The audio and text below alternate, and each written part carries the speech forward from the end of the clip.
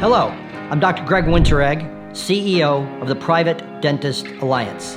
I want to talk to all of you students out there today who are wondering what your future is going to be like as a career in dentistry. As an assistant, as a hygienist, as a dentist, where is this profession going with the rapid increase of the DSO movement? I'm here to tell you the PDA is going to help you, and I want you to become a member today. It is free. Now, why should you become a member? You're going to get weekly video updates from me, and you're going to get regular updates of our newsletters from the Alliance on exactly what is happening and how we are going to help preserve and protect the private practice of dentistry. Now, to me, the most important advantage is you are going to get access to our job board. What is that? Our private practicing members all have access to our PDA job board, which means if they have an opening in their private practice of assistant, hygienist, doctor, front office staff, they're going to be able to post it. And you're going to be able to check up regularly. And as our membership grows, we're going to be covering larger and larger territories across the United States. If you are looking for a job in any position in the office of a private practice, you need to become a student member today. It is free. Go to www.privatedental.org and become a student member today. You're going to love your benefits. Do it now.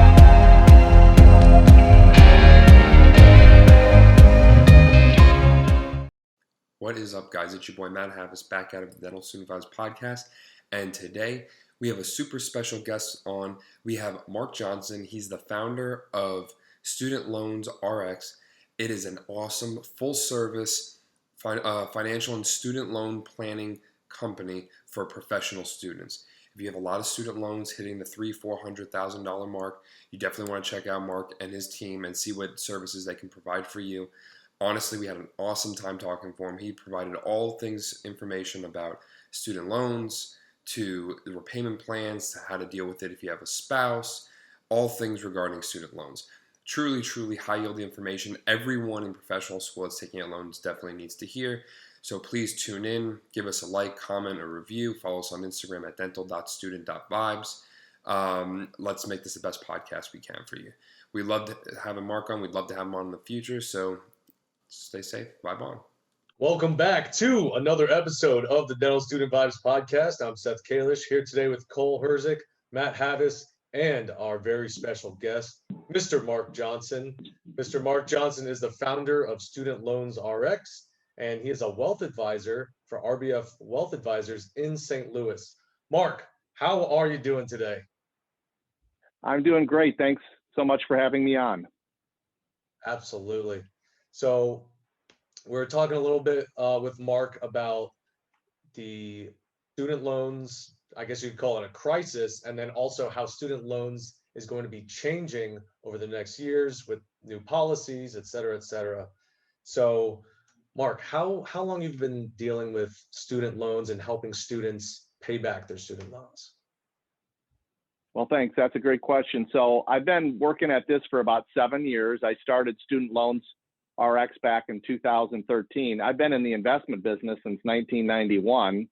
And I got invited to do a lunch and learn for our group of orthodontic residents here in St. Louis at St. Louis University, a pretty large program.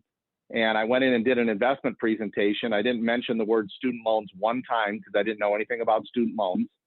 And then a few of them wanted to visit with me about investing. And so we had a cup of coffee, and then they started sharing with me that they were graduating with between $400,000 and $750,000 in student loan debt. And I said, well, that was maybe a wasted lunch meeting. They're not going to have any money to invest with me for a long time. But then I said, well, so who's going to help? Who helps you figure this out? And they said, what do you mean? We got to figure this out ourselves. And I said, well, that doesn't sound right. So I poked around the industry to see if I could find somebody to actually refer them to, and I couldn't. I couldn't find anybody that was licensed that I thought really would do, really had any knowledge in this. So I went to school myself, so to say, and I learned everything I could about the different repayment programs, private versus federal, consolidation, refinancing, all of the, income-driven repayment. And here we are 7 years later, totally changed my business. I spend 90% of my time working with dental professionals coming out of either school or residency, and we help them build a comprehensive plan around their student loans. That's what we do. That's awesome. And so, Mark, I want to mention that you said between 400 and 700. That's correct? This was this residency group that I worked with. Right. We work with clients anywhere from, let's say, 150,000 in student loan debt, and I have one endodontist in California who's got a cool 1 million. So Wow. everywhere from 150 to $1 million in student loans. We've got couples, sometimes people fall in love in dental school, and we've got some couples that, they each have 400,000 or 500,000. So yeah. Right. And so I think that that's a great point, because a lot of the dentists that we talk to, they're like, oh yeah, I had 40,000 in student loans after I graduated. And a lot of dentists currently think that we have somewhere between 150 and 200. Not anymore. That's not what it's like anymore. Everybody's, approaching the $100,000 a year tuition fee. So. Well, and it depends on where you go to school, right? So if you're in a state school, a lot of our state school clients will come out, let's say, between 250 and 350, somewhere in that range. But if you're going to a private school, and there's, a number of them, upwards of $400,000 to $500,000 is, pretty average coming out of a private dental school these days. And then if you tack on, some residency on there, you can easily, enter your career with $500,000 plus in student loan debt. Right. So, Mark, since we're just going to get right into it, what is the best time to start planning for student loans? A lot of our listeners are dental students, graduate college. Okay, they may or may not have some student loans from undergrad, and now they're about to start taking out literally 1 year that is more in student loans than all of their undergraduate degree was. So when is the best time to start planning for student loans? Sure. So in the first, 2 to 3 years of dental school, you just need to be focused on, going to school. The only thing I would say is, don't take out more than you need. Don't fund spring break when we can have spring break again with your student loans. Be reasonable about your living expenses, because you're going to have to pay that money back, despite what's being promoted on the TVs on either side of the political aisle. Trust me, there's not going to be a lot of sympathy for dentists with a bunch of student loan debt. I mean, you guys have the capacity of earning, so much money. I hate to think, I would be foolish to say I think you're going to get much of your student loans forgiven under this administration or any other administration. You're going to have to pay back your student loans, and you should prepare for that. Now, when we start visiting with students is usually towards the end of third year, beginning of fourth year. So if you're right now is kind of our peak time to start visiting with fourth year students, because over the Christmas and year-end holidays, you guys, maybe you went home, maybe this year you didn't, but people will actually go and do a little shadowing sometimes around the holidays if there's a break in school. So we see a lot of people now, starting to look and review job offers, over the next, especially the next, February, March, April, leading up to May, June graduation. Right. So, I mean, it's really just everybody that we've talked to, they all have different opinions on at what point they should start repayments. And let me kind of slide into that question. So what is your opinion on the, 6 month, sometimes 12-month forbearance? What is your thoughts on that? Sure. So I think what you might be referring to is a 6-month grace period. Right. So everything's kind of been, put on hold since March 13th of 2020 with respect to interest accrual and, having to make payments. So for these folks that are getting ready to graduate this year, let's say they graduate in May, they would have a traditional 6-month grace period where they wouldn't have to worry about making payments, let's say until the end of November. But during a 6-month grace period, under normal circumstances, interest would continue to accrue. So if you got $400,000 in student loan debt and you have a 6-month grace period, if your interest rate is 6%, right, that 6-month grace period was another $12,000 of interest. So now this year, because of COVID, the new administration has extended the student loan relief through September 30th. So for this year's graduates, or anybody else, frankly, interest does not start accruing until October 1st, okay? So technically, if you graduate in May, you don't have to start making payments until, let's say, the end of November, but interest starts accruing, you know, on October 1st. So for the month of October, if you have $400,000 in student loan debt, that's $2,000 of interest.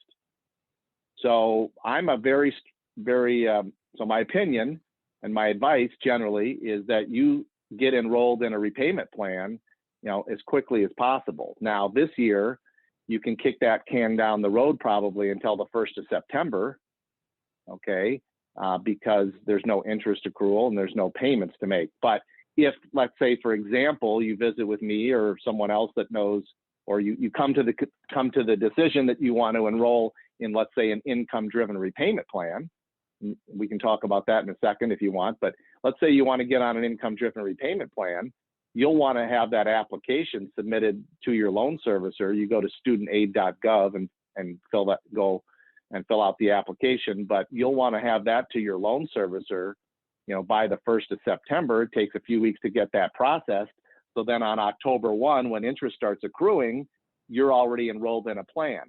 Now, you may be eligible for up to a 50% interest subsidy that first year out of dental school. That's kind of one of the gold nuggets I'll leave with your listeners today, is that, you know, for you guys that are looking to get on an income-driven repayment plan, you really want to know the difference between revised pay-as-you-earn and pay-as-you-earn. Those are the two plans that you want to focus on for income-driven repayment.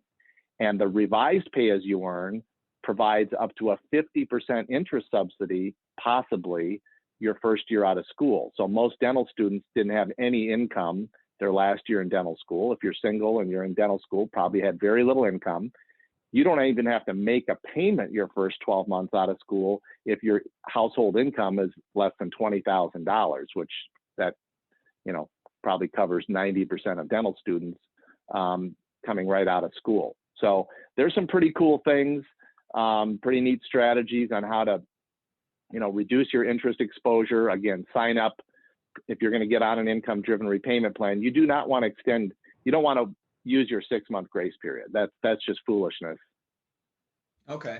So although about probably, I think I heard a statistic that like 70% of people use the 6-month grace period. That's just 6 months more of interest under normal circumstances.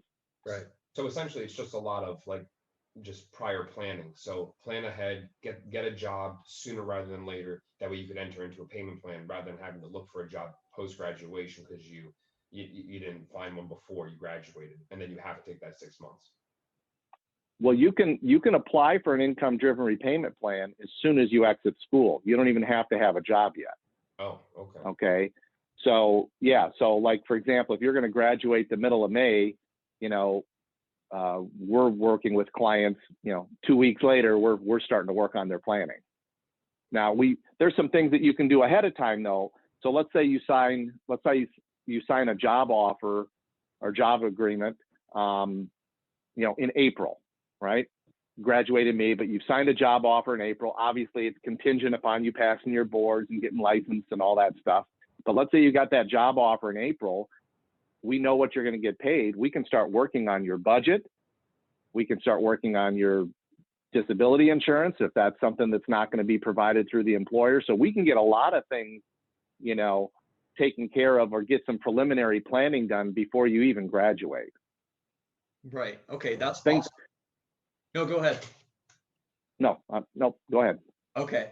So basically my question is, So we talked about a little bit of the repayment strategies. I actually have two questions, but just to start it off for our listeners and those listening that might not know anything about repayment plans, can you just give a general like synopsis or overview of a few of the various types or the most common types of repayment plans that you'll see coming out of school? And that'll lead me to my follow-up. Sure. So there's two general types of loans. These are for U.S. citizens, right? You might have some foreign students, so they always have private loans.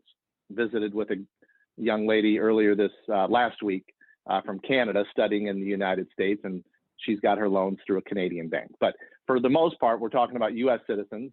They're going to have the bulk of their student loans are going to be federal student loans, right? Graduate plus loans for dental school. And so that's one type of loan. Then the other, you might have some private loans through Sallie Mae or somebody else like that. So for the federal loans, you basically have two types of payment structures. You either have, if you don't do anything, so your 6-month grace period expires, they automatically default you into a 10-year repayment. So you get $400,000 in student loan debt. That's like $4,200 a month or something. Okay, that's usually a little bit more than a first-year dentist wants to bite off as far as a monthly payment. So income-driven repayment plans are very popular. And an income-driven repayment plan, you submit an application. They look at your previous tax return. So for those of you in dental school right now, you want to make sure you file a tax return every year, even if it's got a big fat zero on the bottom line, okay? So what happens is you go and fill out your income-driven repayment plan, let's say in June of 21, there's a link on there that you download your 2020 tax return into the application. It's got a zero on it because you were in dental school in 2020, you didn't have any income. And so that establishes the first 12 months of your payment. So an income-driven repayment plan is 10% of discretionary income. And the two plans that you guys want to look at are revised pay-as-you-earn first and pay-as-you-earn second. Revised pay-as-you-earn as it stands right now, and this might change under the new administration, but revised pay-as-you-earn is a 25-year repayment schedule. Pay-as-you-earn is a 20-year schedule. Now, the loan servicers, they are not advisors, so be careful that a lot of people, in my opinion, get pushed into, or their loan servicer recommends that they go into a 20-year repayment. So let me ask you guys, would you rather pay your loans back in 20 years or 25 years? Which is, you know, where are you leaning? And so what happens is a lot of people get on this pay-as-you-earn because it's a 20-year repayment schedule, but it provides very little interest subsidy. Okay, and so under the revised pay-as-you-earn, if you're a single dentist, graduated school, you had zero income your last year in dental school, you're going to get up to 50% of your interest rate. So that right there is, again, $12,000 in savings the first year out of school. So income-driven is very popular if you want to stay in the federal program. If you don't want to do income-driven, let's say your spouse makes a boatload of money and the payment's going to be too high and income-driven, then you might go into either a standard repayment or maybe what's called a standard graduated payment, where they start you out at a smaller amount, but the amount goes up every year. So that's within the federal program. You can also, and you guys are probably getting this ads on Facebook and emails from different private refinancing companies. Okay, so like SoFi or Laurel Road or Credible.com, those are some of the big ones. Citizens Bank. So I'm an advocate for someday you're probably going to want to refinance, but generally I recommend do not pull your loans out and do a private refinance until you're secure in your career and you can afford a more hefty payment. Most of the private refinancing companies are going to give you loan offers anywhere, 15 years or under. So until you're ready to start making a $2,500 or a $3,500 a month payment, private refinancing is probably not the best idea. Now think about it this way. Everybody that refinanced in 2019, they had to pay interest, even if it was 4 or 4.5%. Everybody in the federal program hasn't had any interest accrual since March 13th. 2020 through September 30th, 2021. So you have to be careful when you refinance. Obviously, all you're looking for is the lowest interest rate over the period of time, and a payment amount. But I think that a lot of folks, because there's so much marketing done, and some of my competitors really push people into private refinancing, which I think is a mistake. I don't get any kickback fees from a bank to encourage somebody to private refinance. So I'm a fiduciary, which means I have to give my advice the best advice I can, provided the information the client gives me. I have no incentive to refer you to do a private refinance or an income-driven repayment plan. I have no conflict of interest in that regard. So you have to be careful if you're getting advice from somebody. Do they have a dog in the fight? Do they get a $500 referral fee for sending you over to one of those private lenders? So I think you have to be careful not to refinance too early. Okay, so that's for a student that's just coming out of school. So then my second follow-up question is, so how about a dentist that's been practicing for a little bit? Is it too late for them to still consider a repayment plan, or what are your thoughts on that? It's not too late, and about 15% of our business is what I call redos, okay, or remodels. That's a scary name for that. Yeah, they did, for whatever reason, they didn't get good advice, or they didn't do enough research, or what have you. They got on the wrong repayment plan. I actually had a dentist last year that had been out of dental school 10 or 12 years, I can't remember, and she's been on the wrong plan the whole time. Wow. And it even made sense for us to change now, and ended up saving her quite a bit of money. So yeah, I mean, if you're out of school, I would say certainly under 5 years, you want to make sure that you're on the right plan. So yeah, there's definitely some opportunity, especially if you're on, like I said, if you're on pay as you earn. I think a lot of loan servicers, they don't ask, they're good people. They don't ask enough questions. I think, and the other thing is, you guys are in a unique situation. They don't take many phone calls during the day of borrowers that have 4, 5, 600,000 in student loan debt.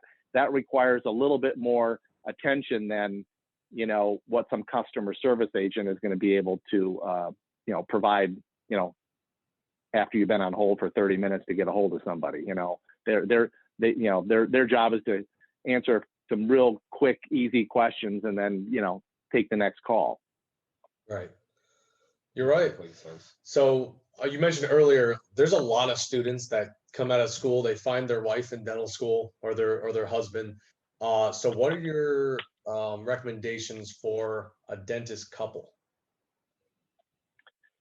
So are they married before they graduate? Or, I mean, so here's the thing, keep in mind, so on an income-driven repayment plan,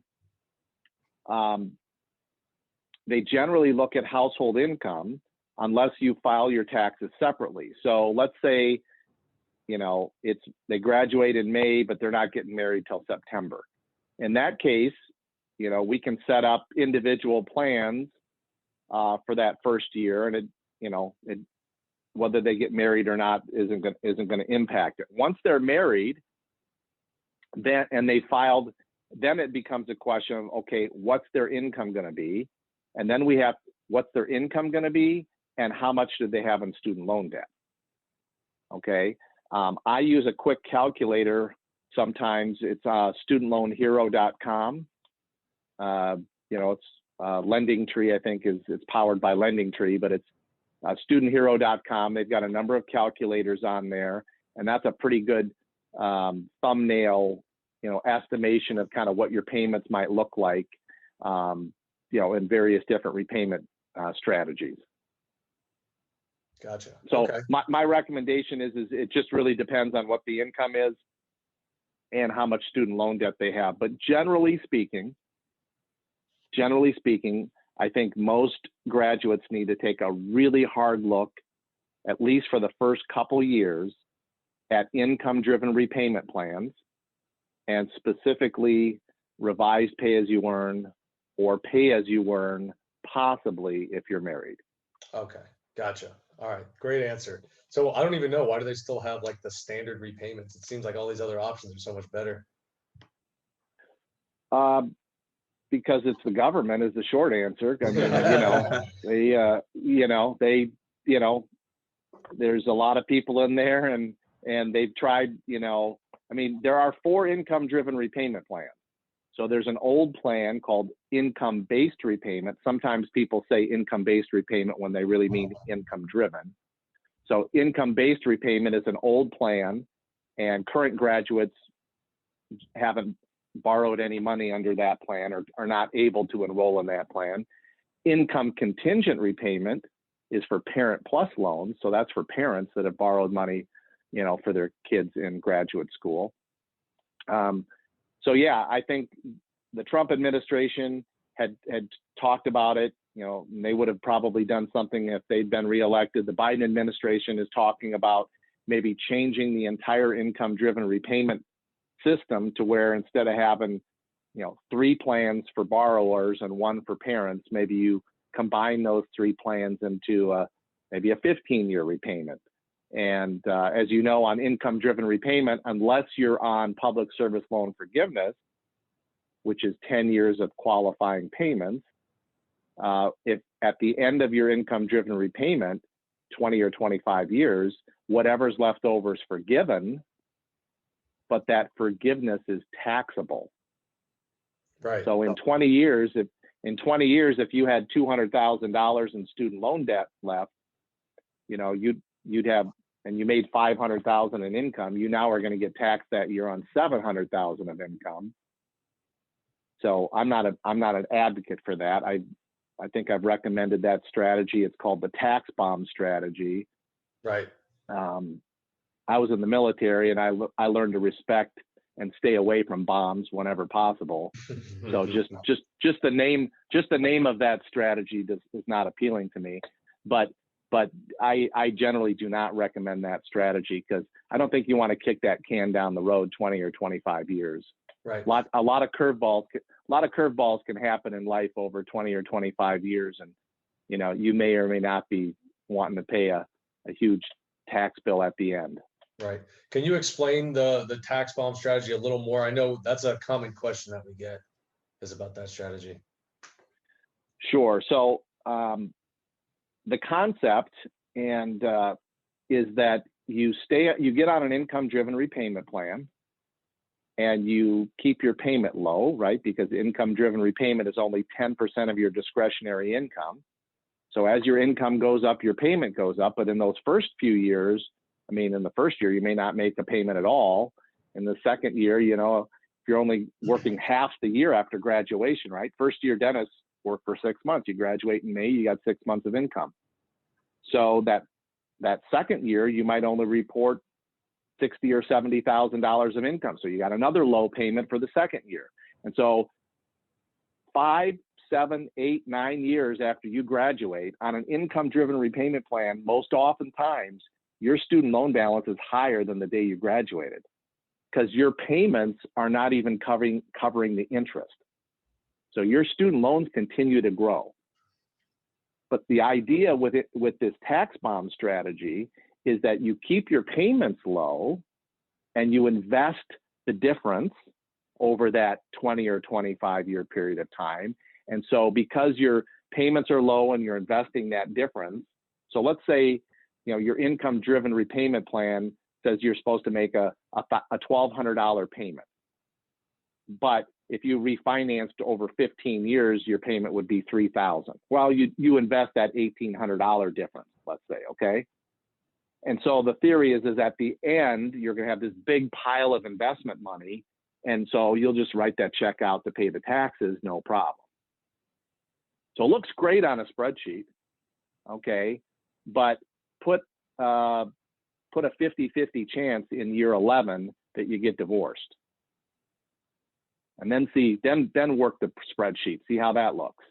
You just lost half your practice, you lost half your assets, and your student loan balance isn't $400,000, it's $700,000. Right. And would you have rather would you have rather paid off your student loans with marital assets or with the half of the assets you have left? And now you're going to have that tax bill at the end, and who's going to pay that? Right. So that's just one example, and based on marriage, is it's a 50-50 proposition today. So, and then there's other things that can come up. You have to be really, really disciplined to save to pay for a tax bill 20 years down the road. Now, my largest source of revenue is investment management. Okay, so you would think I'd be on board with that strategy, right?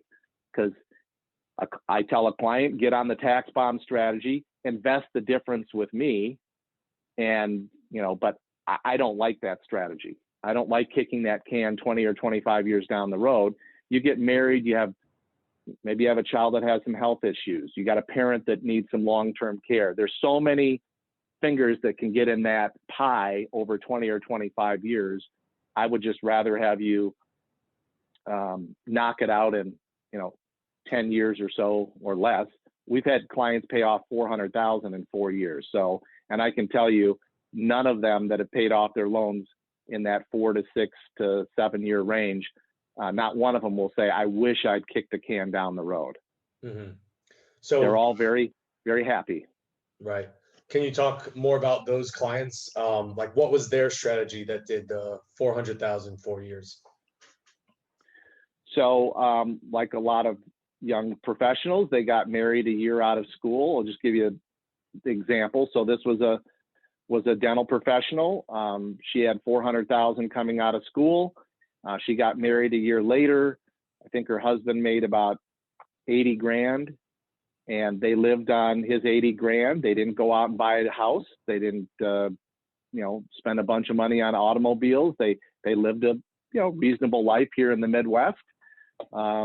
And they just knocked it out. They just took her income and put it all towards student loans. They relocated. They now own a practice in North Carolina. They bought a house. They've had a couple kids, and they're doing great. All right, guys, that'll do it for our interview with Mark Johnson, founder of StudentLoansRx. We had an awesome time talking to him. We hope you guys learned as much as we did about all things student loans. I know I'm going to have a lot of student loans coming out of school, and all this information is just going to provide me with the tools necessary to get ahead in life, make decent money, while also putting a dent in my student loan repayments. So, as always, guys, follow us on Instagram at dental.student.vibes. Let us know what you thought of the interview. We really want to hear your feedback. Part 2 is coming out very soon, so stay tuned for that one. And as always, in these crazy times, let's stay safe and bye-bye.